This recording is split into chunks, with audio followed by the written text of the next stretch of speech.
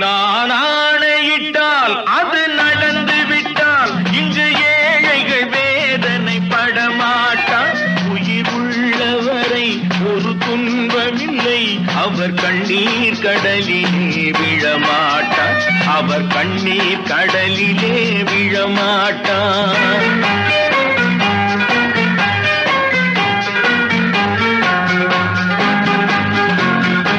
ஒரு தவறு செய்தால் அதை தெரிந்து செய்தால் அவன் தேவன் என்றாலும் விடமாட்டேன்.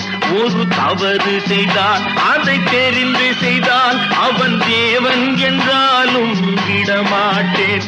உடல் உழைக்கச் சொல்வேன், அதில் பிழைக்கச் சொல்வேன், அவர் உரிமை பொருள்களை தொடமாட்டேன். நான் ஆணையிட்டால்